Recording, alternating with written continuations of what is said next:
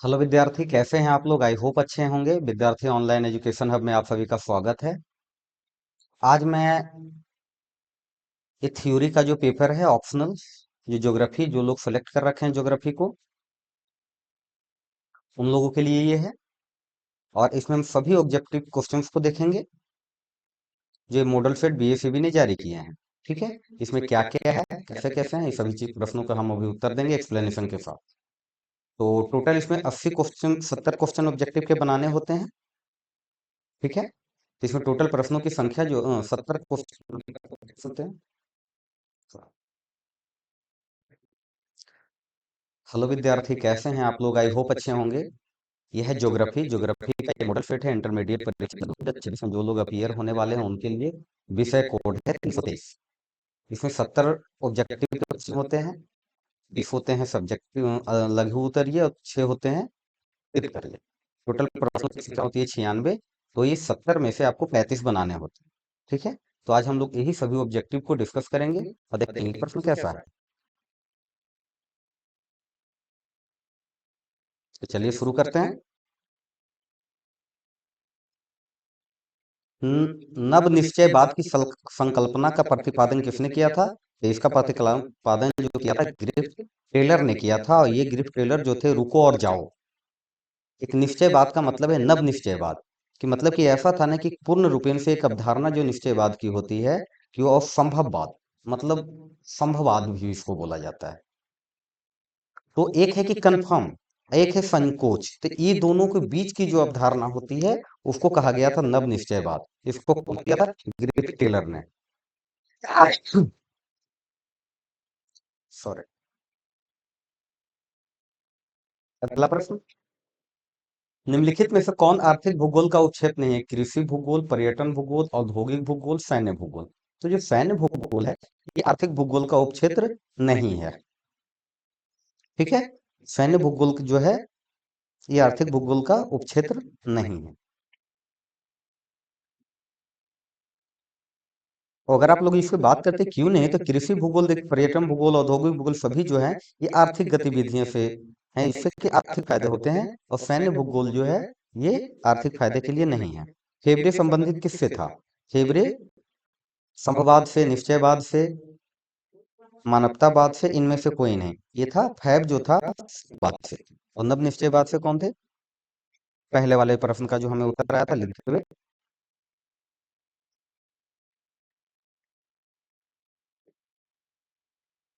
Griffith Taylor.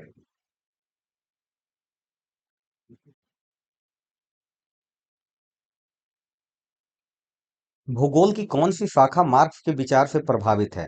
भूगोल की कौन सी शाखा जो है वो मार्क्स के विचार से प्रभावित है? यह है क्रांतिकारी भूगोल। क्रांतिकारी भूगोल एक्चुअली इनकी जो थी ना विचारधारा जो थी, शक्ति, असमानता और संघर्ष पे केंद्रित थी मार्क्स की विचारधारा। और इनकी जो एक भूगोल की एक शाखा को प्रभावित किया था जिसे कहा गया था क्रांतिकारी भूगोल। और ये जो शाखा है सामाजिक न्याय, असमानता, स्थानीय संगठन, ये सब के बीच के संबंधों की जांच करती है। विश्व में सर्वाधिक जनसंख्या केंद्रित है। तो सबसे ज्यादा जो संख्या जनसंख्या है ये कहाँ है? मैदानी प्रदेशों में, क्योंकि यहाँ पे कृषि उद्योग सबके लिए यहाँ पे फायदे रहते हैं। मैदानी क्षेत्रों में कृषि अच्छी होती है, उद्योग, शहरीकरण, समतल भूमि, उपजाऊ मिट्टी, आसान परिवहन, जल की प्राप्ति नदी वगैरह से। तो ये सब मैदानी क्षेत्रों में जो है यहाँ पे सबसे ज्यादा जनसंख्या केंद्रित रहती है। निम्नलिखित में किसमें जनसंख्या वृद्धि सर्वाधिक है? एशिया, अफ्रीका, यूरोप, दक्षिणी अमेरिका। तो अफ्रीका, अफ्रीका में जनसंख्या की वृद्धि है वो सबसे ज्यादा है। जन्म दर और बेहतर सुविधाओं की वजह से मृत्यु दर कम है। जन्म दर ज्यादा है तो जनसंख्या ज्यादा होगी। कुल जनसंख्या और कुल क्षेत्रफल के अनुपात को क्या कहते हैं? जितना जनसंख्या है और उसका जो क्षेत्रफल है तो उसको कहते हैं जनसंख्या घनत्व। जैसे बिहार का जनसंख्या घनत्व सभी राज्यों में भारत में सबसे ज्यादा है। निम्नलिखित में से कौन जनसंख्या को आकर्षित करता है? अशांति, बेरोजगारी, बाढ़ क्षेत्र, रोजगार के अवसर। तो कहाँ सबसे ज्यादा जाना पसंद करें? जहां पे अशांति होगी, कहीं लड़ाई झगड़े चल रहे हैं, वहां पे आप जाना पसंद करेंगे रहने के लिए? जहां बेरोजगारी है, नौकरी नहीं मिल रही है किसी को, आप वहां जाना पसंद भी नहीं करेंगे। बाढ़ के क्षेत्र में भी आप जाना पसंद नहीं करेंगे। तो आप जाना पसंद करेंगे जहां पे रोजगार के अवसर अच्छे हैं। कौन कारक मृत्यु दर में ह्रास के लिए उत्तरदायी है? महामारी पे नियंत्रण, संक्रामक रोगों पे नियंत्रण। देखिए, महामारी पे भी अगर जो नियंत्रण कर लिया जाए और संक्रामक जो रोग होते हैं उस पे भी अगर नियंत्रण कर लिया जाए तो मृत्यु दर हमारा कम हो जाएगा। तो ए और बी आंसर क्या हो जाएगा इसका? ए और बी। जनसंख्या परिवर्तन का घटक कौन सा है? देखिए, जनसंख्या का जो परिवर्तन का अगर घटक का नाम है जन्म, प्रवास, मृत्यु। तो देखिए, जन्म, मृत्यु और प्रवास सभी ये सब जो है ना जनसंख्या के घटक ही हैं। तो जनसंख्या परिवर्तन, अगर मृत्यु हो रही है लोगों की तो जनसंख्या कम हो रही है, जन्म हो रहा है तो जनसंख्या ज्यादा हो रहा है। अगर 100 बच्चे का जन्म हुआ इस महीने और 70 वृद्ध की मृत्यु हुई तो जनसंख्या का में जो वृद्धि हुआ वो 30 बच्चे का हुआ एक महीने में। अब प्रवास, एक जगह से दूसरे जगह जब लोग जाकर के रहते हैं तो जनसंख्या प्रवास जो कहलाता है। तो जनसंख्या परिवर्तन के जो घटक हैं ये सभी। कौन आयु वर्ग कार्यशील जनसंख्या का प्रतिनिधित्व करती है? तो कौन आयु वर्ग? 15 से 59 कार्यशील जनसंख्या, 1559 के जो वर्ग के होते हैं ये होते हैं कार्यशील जनसंख्या। ठीक है। आयु लिंग पिरामिड, आयु लिंग पिरामिड का संबंध किससे? जनसंख्या वितरण से, पुरुष और महिलाओं की जनसंख्या से, महिला साक्षरता से, इनमें से। तो पुरुष और जनसंख्या की पिरामिड जो बनाते हैं आयु और लिंग का पिरामिड, ये पुरुष और महिला की जनसंख्या से। मानव विकास सूचकांक में प्रथम स्थान किस देश का है? तो मानव विकास सूचकांक में प्रथम जो स्थान था ये बदलते रहता है। ठीक है। तो अभी की अगर जो बात करें तो ये अभी मानव विकास सूचकांक जो है नॉर्वे 1 नंबर पे है।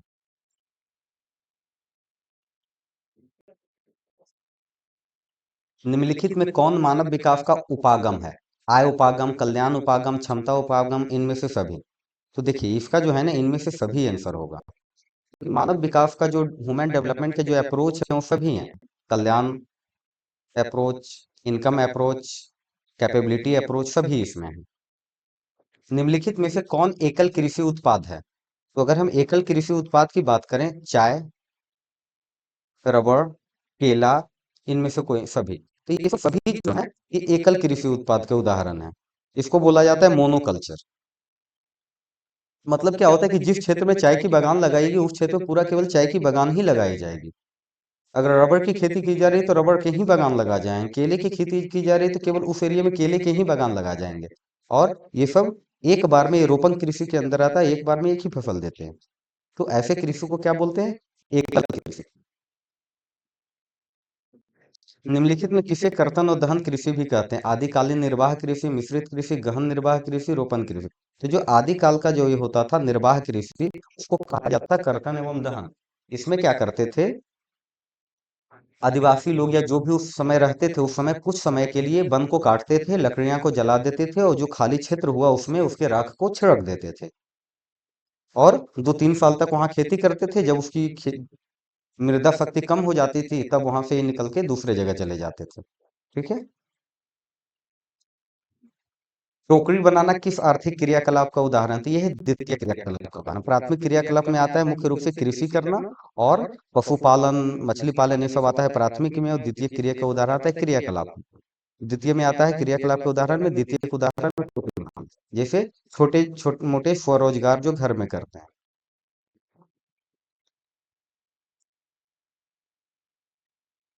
यूरोप वासियों द्वारा अपने उपनिवेशों में किस प्रकार की कृषि का विकास किया गया था? रोपण कृषि, अंगूर की कृषि, मिल्पा, मिश्रित कृषि। तो ये रोपण कृषि बढ़ाया था, चाय के बागान वगैरह ये यूरोपियों ने आए तो भारत में लगाने शुरू किए थे, रबड़, कॉफी, ये सब की खेती करना शुरू किए थे। तो किस में आता है? तो रोपण कृषि। निम्नलिखित में कौन कृषि आधारित उत्पाद नहीं है? कॉफी, चीनी, नमक, चाय। तो देखिए, कॉफी कृषि से आता है, चीनी कृषि से आता है, गन्ने से चीनी आती है, चाय चाय की बागान होती है, नमक नमक कृषि से नहीं आता, ये कृषि आधारित उत्पाद नहीं है। ये लवणीय समुद्री जल से बनाए जाते हैं। नमक अंगूर की खेती से संबंधित है। अंगूर की खेती मानसून क्षेत्र से, ध्रुवीय क्षेत्र से, उष्णकटिबंधीय क्षेत्र से, भूमध्य सागरीय क्षेत्र से। तो ये जो है अंगूर की खेती भूमध्य सागरीय क्षेत्र में, मेडिटेरियन रीजन में ज्यादा होता है। ठीक है। क्योंकि जो वहाँ की जो जलवायु है ना, वो जलवायु है ना वो गर्म, शुष्क और ग्रीष्म काल में हल्की नम सर्दियां होती है। तो अंगूर के फसल के लिए सबसे आदर्श मानी जाती है। ठीक है। निम्न वृक्षों में किससे च्युइंगम प्राप्त होता है? खजूर वृक्ष, जोपेटा, ताड़ वृक्ष, रबर। तो जोपेटा वृक्ष से, जोपेटा से च्युइंगम प्राप्त होता है। इसको सपोटा वृक्ष भी बोलते हैं कहीं कहीं। सपोटा वृक्ष, सपोटा वृक्ष। ठीक है। ट्रक कृषि का संबंध किससे है? सब्जी से, फूलों से, कपास से। तो यह है सब्जी से। ट्रक कृषि जो है ये सब्जी से इसलिए है क्योंकि सब्जी की जो खेती होती है ना, ये डिपेंड करता है कि आप कितना जल्दी फसल को काट के वहां तक पहुंचा गए होते हैं, मंडी तक। तो ऐसे में क्या है कि ट्रक फार्मिंग आपकी वैसी व्यवस्था होनी चाहिए कि जहां पे आपका फसल का हार्वेस्टिंग, सब्जी, फल, फूल, तो सबको ट्रकों के उपयोग से एक जगह से दूसरे जगह बाजार तक जितना जल्दी से पहुंचाया जा सके। तो ऐसे खेती करते हैं ट्रक कृषि। तो सब्जी के जो कृषि है, सब्जी से ट्रक कृषि का रिलेटेड है। निम्न में कौन औद्योगिक अवस्थापना का प्रमुख कारक नहीं है? औद्योगिक उपस्था औद्योगिक अवस्थापना का प्रमुख कारक नहीं है। पूंजी, ऊर्जा, बाजार, जनसंख्या घनत्व। तो देखिए, जनसंख्या घनत्व का मतलब नहीं कि औद्योगिक की हम स्थापना कर रहे हैं तो जनसंख्या का अगर घनत्व कैसा है तो ये ज्यादा रिलेटेड नहीं है उद्योग लगाने से। लेकिन पूंजी तो आपको चाहिए, एनर्जी चाहिए और बाजार भी चाहिए। अगर ये तीनों चीजें हैं तो आप उद्योग वहां लगा सकते हैं। निम्नलिखित में कौन पशु आधारित उद्योग है? कपड़ा उद्योग, चमड़ा उद्योग, कागज उद्योग, चीनी उद्योग। तो चीनी गन्ना से, कागज पेड़ पौधे बांस से, कपड़ा उद्योग जूट पास, चमड़ा उद्योग जो है पशु आधारित है। चमड़ा हमें पशु से ही प्राप्त होता है। निम्न में कौन द्वितीय क्रियाकलाप है? विनिर्माण, कुटीर उद्योग, आखेट, प्रसंस्करण। तो देखिए इसमें जो है आखेटक, आखेट जो है द्वितीय क्रियाकलाप है, जिसमें संबंध जो प्राकृतिक के संसाधन को उत्पादन और निष्कर्षण से, जैसे कृषि, मत्स्य पालन, खनन। आखेट मतलब शिकार करना, ये सब द्वितीय क्रियाकलाप के उदाहरण। निम्न में कौन तृतीय क्रियाकलाप है? खनन, व्यापार और वाणिज्य, खाद्य प्रसंस्करण, परामर्शदाता। तो इसकी अगर जो हम बात करें तो व्यापार और वाणिज्य, बड़े बड़े उद्योग है, व्यापार है, ये सब तृतीय क्रियाकलाप के उदाहरण है। जैसे इसमें सेवा भी आता है, परिवहन, बैंकिंग, शिक्षा, ये सब तृतीय क्रियाकलाप के उदाहरण है। पीट शहीद कहाँ है? पोर्ट शहीद। तो पोर्ट शहीद जो है वो मिस्र में है। मिस्र का एक पोर्ट है जो स्वेज नहर के उत्तरी द्वार पर भूमध्य सागर के तट पे स्थित एक बंदरगाह है। पोर्ट शहीद कहाँ? मिस्र में। कहाँ पे? स्वेज नहर के आसपास, भूमध्य सागर के तट पे। पोर्ट शहीद कहाँ है? मिस्र में है। सेंट जॉन से वैंकूवर के बीच का महामार्ग किस देश में है? तो यह है कनाडा में। यह है कनाडा में। कनाडा का जो पूर्वी तट है, पूर्वी तट पे स्थिर है। वहां पर स्विट्जरलैंड से जो सेंट जॉन नहर को ब्रिटिश कोलंबिया के वैंकूवर नगर से ये जोड़ता है। विश्व के प्रमुख समुद्री पतन किस प्रकार के हैं? ये जो विश्व के जो प्रमुख समुद्री पतन है, जो ये सब जो है विस्तृत पतन के नाम से भी जाना जाता है, विस्तृत पतन है।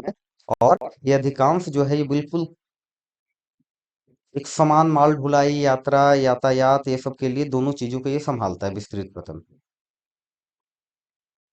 Comprehensive port. परमाणु ऊर्जा आयोग की स्थापना कब हुई थी? परमाणु ऊर्जा आयोग की स्थापना हुई थी 1948 में। निम्नलिखित देश में कौन ओपेक का सदस्य नहीं है? ओपेक का जो सदस्य वेनेजुएला ओपेक का सदस्य नहीं है। ओपेक क्या है? जो वेनेजुएला जो है वो पेट्रोलियम निर्देशक देशों के संगठन नहीं है।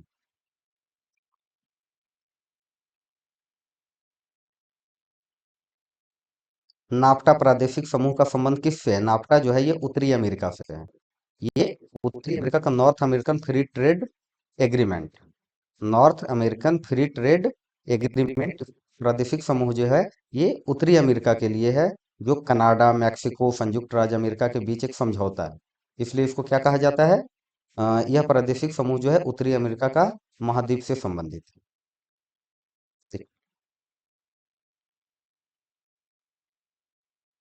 ग्रेट लेक्स जलमार्ग किस महादेश से संबंधित है? ग्रेट लेक्स जलमार्ग जो है उत्तरी अमेरिका, भी उत्तरी अमेरिका ये साउथ लॉरेंस नदी के साथ मिलकर एक जलमार्ग बनाता है।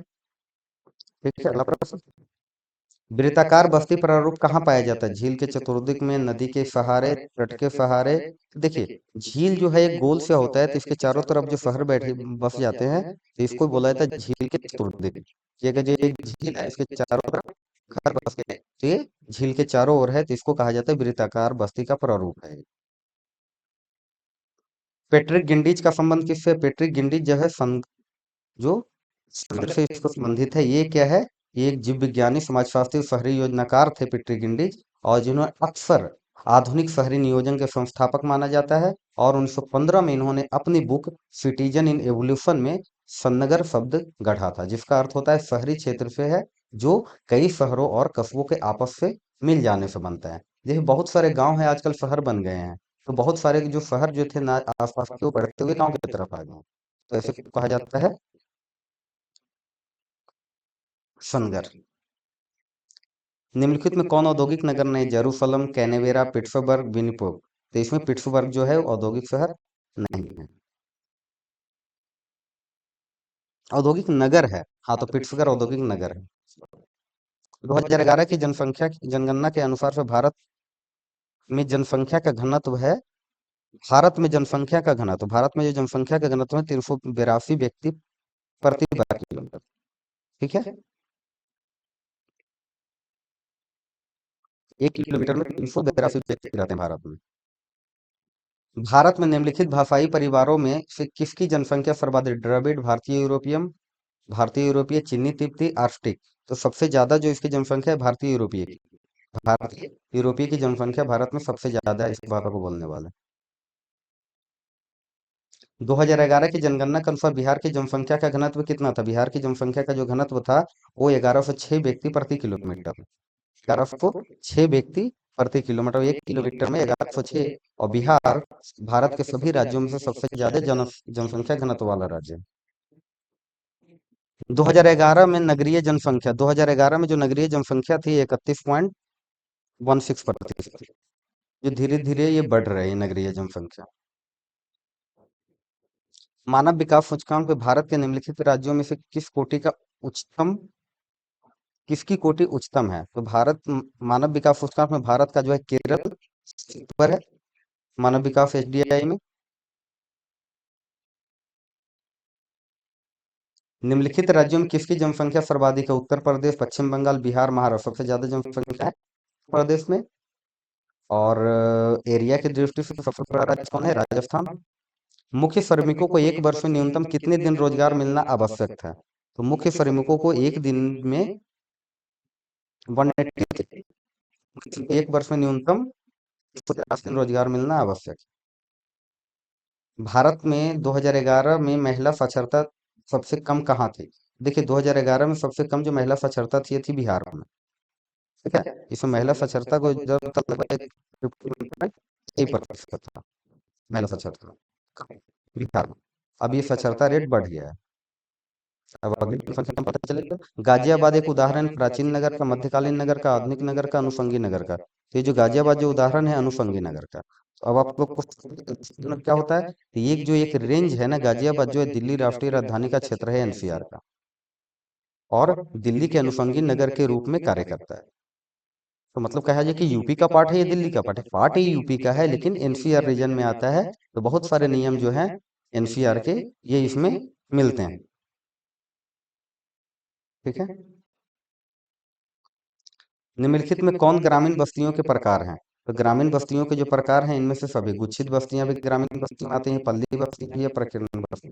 तो इनमें से सभी जो है सब ग्रामीण बस्तियों के ही प्रकार हैं। निम्न में से कौन से गैरिसन नगर हैं? तो देखिए, गैरिसन नगर जो है जालंधर, जालंधर जो है गैरिसन नगर, मतलब कि यहाँ पे कैंट, कैंट भी हम लोग इनको गैरिसन नगर को जानते हैं। दिल्ली कैंट, जालंधर, इस तरीके से कैंट है छावनी, सैनिक छावनियां जहाँ होती हैं, मेरठ कैंट।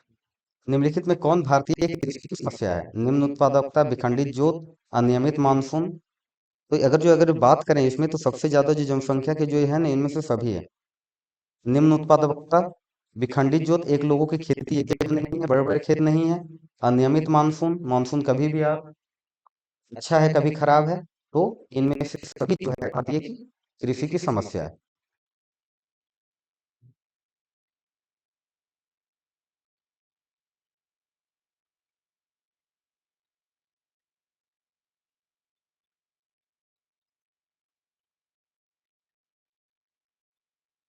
सबसे महत्वपूर्ण जूट उत्पादक क्षेत्र, तो सबसे महत्वपूर्ण अगर जूट उत्पादक क्षेत्र की बात करें तो यह है गंगा का डेल्टा। गंगा का जो डेल्टा क्षेत्र है ये सबसे महत्वपूर्ण जूट उत्पादक में आता है।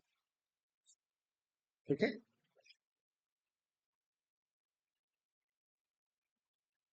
गंगा का डेल्टा ये क्यों आता है इसमें, क्योंकि ये जो क्षेत्र है ना ये काफी उपजाऊ माना जाता है गंगा डेल्टा।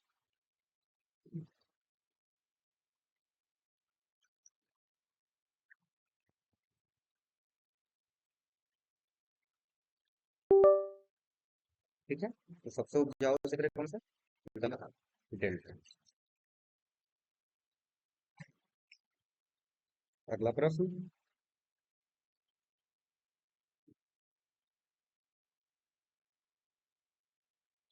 निम्नलिखित में कौन रेशेदार फसल है, चाय गेहूं कॉफी कपास, तो कपास जो है एक रेशेदार फसल है। ठीक है। अगला प्रश्न, चाय उत्पादन में अग्रणी राज्य, सबसे अग्रणी राज्य जो है चाय उत्पादन में यह है आसाम। कौन है, आसाम। सबसे अग्रणी राज्य है आसाम चाय उत्पादन में। अगला प्रश्न, पैकारा जल विद्युत परियोजना, पैकारा जल विद्युत परियोजना कहाँ है, तो ये जो पैकारा जल विद्युत परियोजना जो है ये है तमिलनाडु में। ठीक है, ये नीलगिरी जिले में है पैकारा नदी पे। ठीक है, तो पैकारा नदी कहाँ है, तमिलनाडु में, तो पैकारा जल परियोजना उसी नदी पे लगाया गया। निम्नलिखित नदियों में कौन पूर्व पूर्व की ओर प्रवाहित होती है, देखिए महानदी, स्वर्णरेखा, कृष्णा, तापी, तो ये पूरब की ओर जो है वो तापी नदी पूरब की ओर प्रवाहित होती है, जबकि सारा पश्चिम की ओर ही जाता है, मतलब ये पूरब की ओर से प्रवाहित होती है, पूरब की ओर प्रवाहित नहीं होती है, सॉरी। तो ये जो महानदी है ये भी पूरब जाती है, स्वर्णरेखा कृष्णा सभी पूरब की ओर है, तापी जो है पूरब की ओर प्रवाहित नहीं होती है तापी नदी। भारत में जल संसाधन से जुड़ी समस्या, तो जल संसाधन का जो जुड़ी समस्या सबसे ज्यादा है संचरण, वितरण, उपलब्धता, ये सभी है, इनमें से सभी सभी लोग है कि जल संसाधन से एक समस्या है, वितरण जल का कहीं है कहीं नहीं, उपलब्धता। डिगबोई प्रसिद्ध किसके लिए है? तो ये पेट्रोलियम के लिए है। किसके लिए प्रसिद्ध है? पेट्रोलियम के लिए। और ये भारत पेट्रोलियम उद्योग के लिए बहुत प्रसिद्ध है ये। और सबसे पहले एशिया की पहली तेल रिफाइनरी की शुरुआत कहाँ हुई थी, तो डिगबोई में ही हुई थी पूरे एशिया। निम्न में कौन खनिज आधारित उद्योग नहीं है, तांबा, सूती वस्त्र, सीमेंट, लोहा, तो ये तीनों तो जो है खनिज आधारित आधारित है, और ये खनिज आधारित तो नहीं है। मुंबई हाई क्या है, मुंबई हाई एक पेट्रोलियम क्षेत्र है।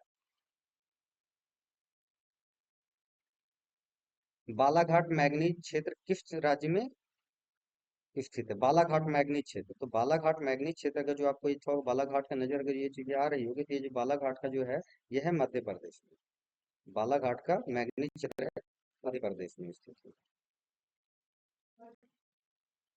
नोआ मुंडी लौह अयस्क किस क्षेत्र में, तो लोया मुंडी है झारखंड में, नोआ मुंडी झारखंड में। निम्नलिखित राज्यों में कौन गोंडवाना कोयला के लिए प्रसिद्ध है, नागालैंड, झारखंड, तमिलनाडु, त्रिपुरा, तो झारखंड। बिहार भारत में सबसे ज्यादा गोंडवाना कोयला की प्रसिद्ध है। निम्नलिखित राज्यों में किसमें कैगा नाभिकीय ऊर्जा केंद्र अवस्थित है, तो कैगा नाभिकीय ऊर्जा केंद्र जो अवस्थित है यह है कर्नाटक में। कैगा कहाँ है, कर्नाटक। ठीक है।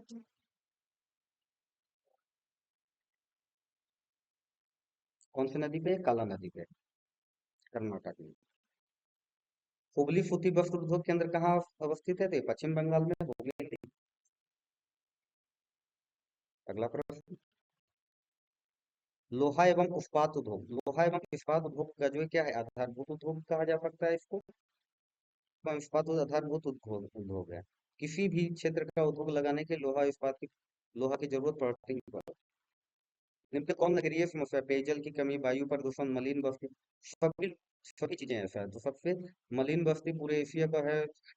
कहा जाए तो मुंबई का जो धारावी बस्ती, कारवार कोट कहाँ है, तो कारवार कोट पटन है कर्नाटक, कहाँ है कारवार? कर्नाटक में। भारतीय रेलवे की स्थापना कब हुई? भारतीय रेलवे की स्थापना हुई थी 1800, भारतीय रेलवे की स्थापना 1853, 1853। ठीक है।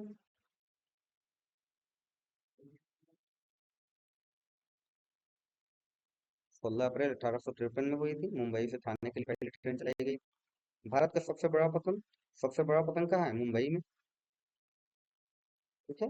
प्राकृतिक बंदरगाह है, इसका जो नाम अगर जेएनपीटी भी इसको बोला जाता है, जवाहरलाल नेहरू।